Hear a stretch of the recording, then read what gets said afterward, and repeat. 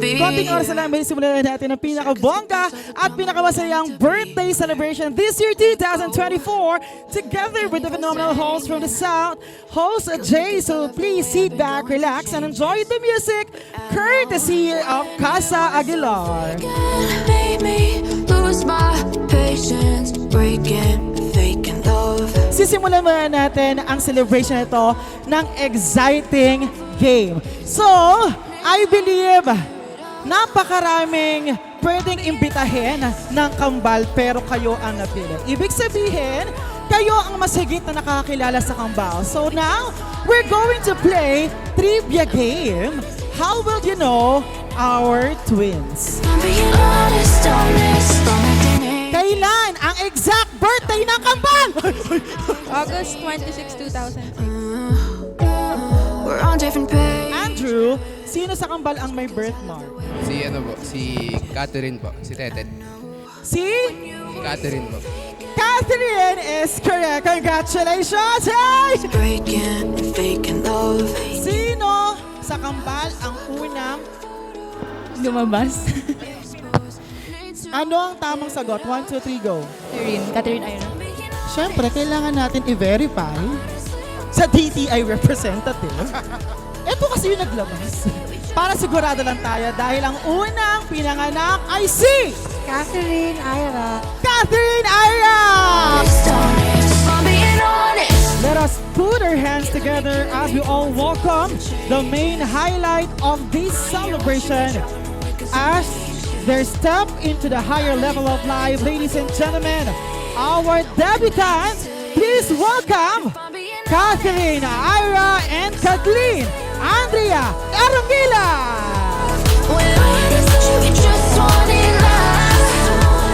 But honesty just isn't enough. If I'm being honest, honest.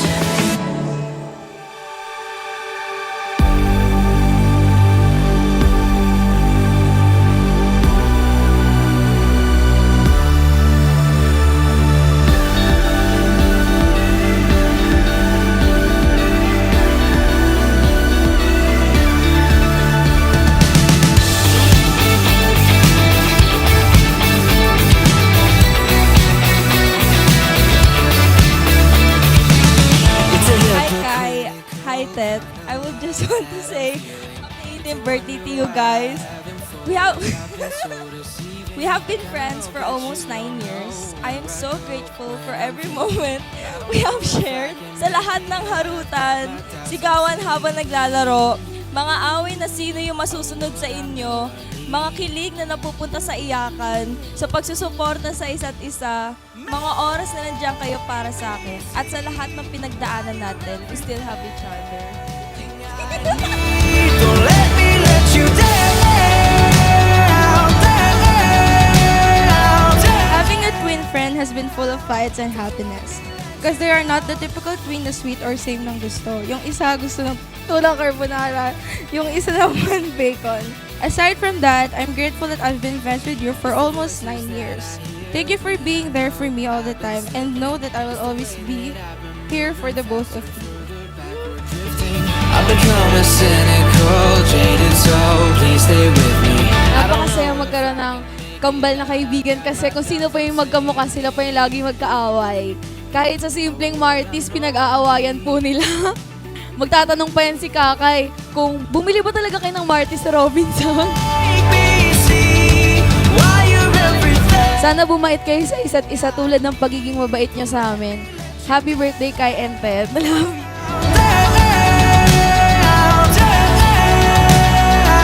Don't you let me let you down. Despite the distance between us, you're still the Tetet and Kakay that I adore, and I will always be the Giwa to whom you can return. I hope you to remember our memorable moments and keep them close to your heart. Continue showing them how bright your smile can be. I love you both. No, I don't wanna do this alone. 'Cause I don't wanna be on my own. No, I don't wanna be on my own. Thank you for the wonderful friendship you both have given to me since grade 6. Wish we could, go back to those times. Cheers to more tawanan, iyakan, and gala. Wishing you both a happy birthday. Love you both. I need Don't let me let you down. Happy birthday sa inyo, Kambal. Ayun, happy birthday kasi... Wait lang, kinakabahan ako pa ulit-ulit na yung sinasabi ko. Thank you kasi inimbitan nyo pa rin ako sa special day nyo and hindi nyo ako nakalimutan. Then, kahit na last year lang tayo ng mga nagkakilala, isa kayo sa malapit din sa loob ko kasi parang super pure nyo pag una kayong lapitan. Like, kumbaga, walang halong kaplastikan or ano man. Thank you sa lahat! Sa pagsama natin sa mga kulitan natin sa mga volleyball training. Actually, yung names yung ginagamit ng mga queens yun in London. I just want to leave a Bible verse, one of my favorite Bible verses, which is Jeremiah 29:11.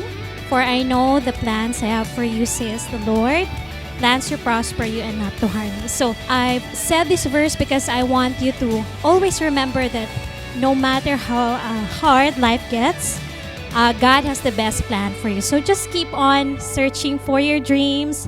Just always be positive in life. Since you're now 18, alam nyo na pag 18 na kayo, di ba? You're now an adult. It's a legal age.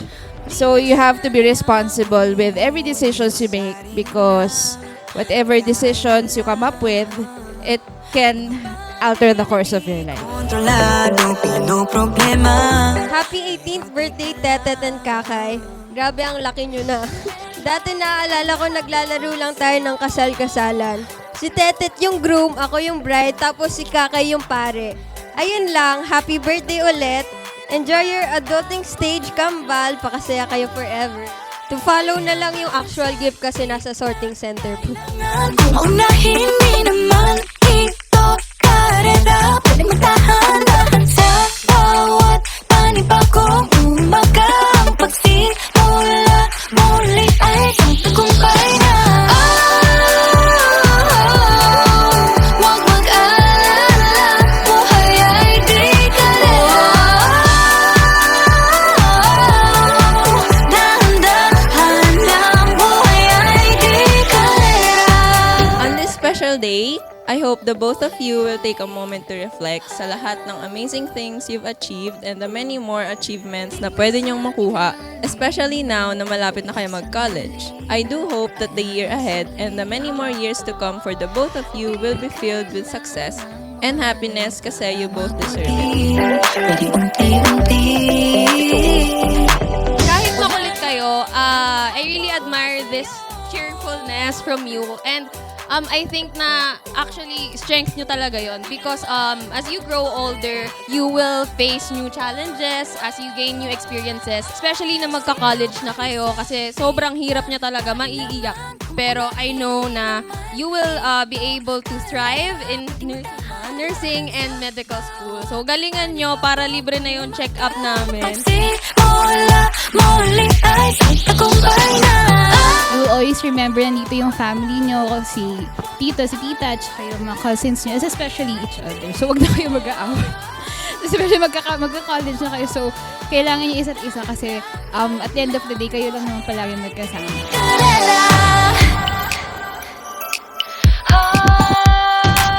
Since 18 na kayo, be matured enough and be wiseful enough sa pag-decision sa mga bagay-bagay and enjoy nyo lang yung college life nyo. Yun lang. Thank you for having me.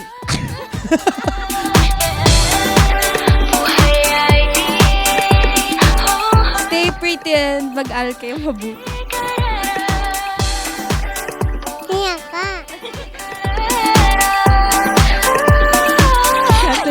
Kathleen, this candle represents not only the light you bring into the lives of those around you, but also the bright future that lies ahead of you. Paniniwala na dapat makipaguluhan sa karera.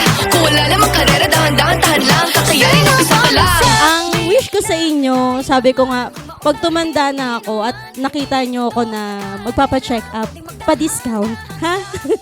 Sabi po nila sa akin yan, ma'am, pagtanda mo, kami bahala sa'yo. Hanapin ko po sila. Ha? Please do remember that both of you will always have a special place in my heart. So, ayun lang. Happy 18th birthday. Ang Alright. research nyo, meron pa rin. They are not only my pupils, but also they become my children. Si Catherine, lagi yan nagtatantrum. Pero, ang gusto ko sa kanya, pinagkakatiwalaan niya ako na sabihin kung sino ang crush niya. Ito ba siya? Si Kathleen medyo seryoso yan sa buhay.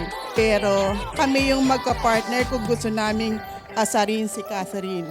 Magkaiba man sila ng pag-uugali, alam ko, mabait silang bata. Kaya gusto ko lang iparating sa inyo na itong hawak kong kandila ay magpapaalala sa inyo na nandito lang ako palagi para sa inyong dalawa. Wala namang humahabol sa'yo.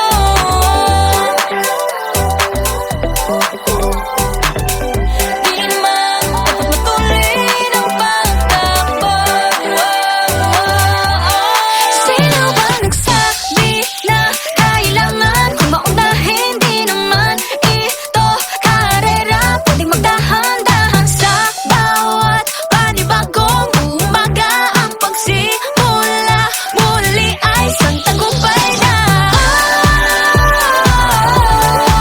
Huwag mag-alala, buhay ay di kalera. Dahan-dahan lang, buhay ay di kalera. Wala masyadong mabagal, walang mabilis sa pagtakbo ng buhay. Hindi kami mitis, hingang malalim lang at tandaan. Ika'y may hawak ng iyong ba.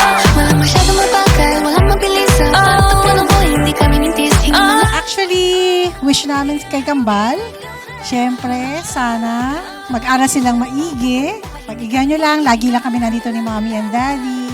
For you, diba? Aral muna. Mag-focus sa pag-aaral. Okay?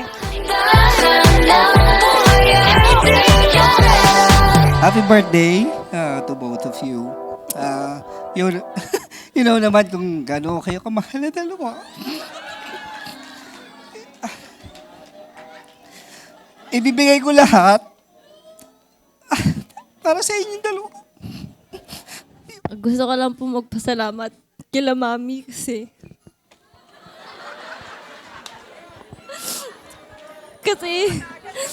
nagagalit sila sa akin pag hindi ako nagtithank you sa kanila. Sinabi ko sa kanila na di ako yung verbally na nagsasabi. Kaya ngayon, thank you kasi. Iyak na naman tuloy. Kasi for 18 years kayo na nag-provide sa amin. Siguro, kaya na siguro yung last din na magte-thank you ako kasi hindi talaga ako nagte-thank you as personal. Mami, thank you din kasi nagalit ka sa akin kasi di ako nagte-thank you sa inyo. Thank you, Mami. Thank you din po sa lahat ng mga pumunta ngayon. Ay, tama na ba? Kung kilala niyo po ako, hindi ako mahilig magsalita sa harap ng mga tao.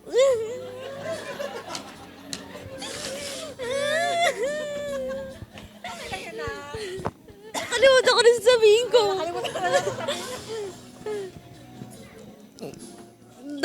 Nung pinag-uusapan pa lang namin yung debut, sabi ko kila daddy noon, wag na kayo mag-debut.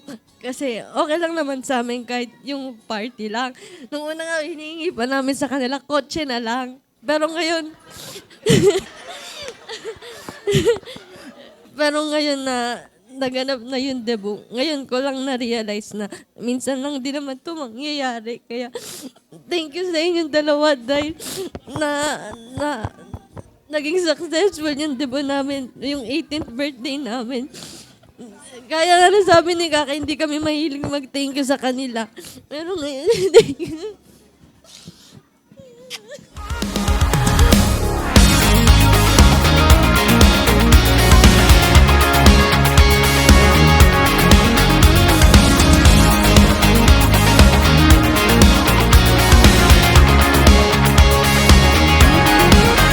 I'm a crystal of my own within this slow town. I've been here too long.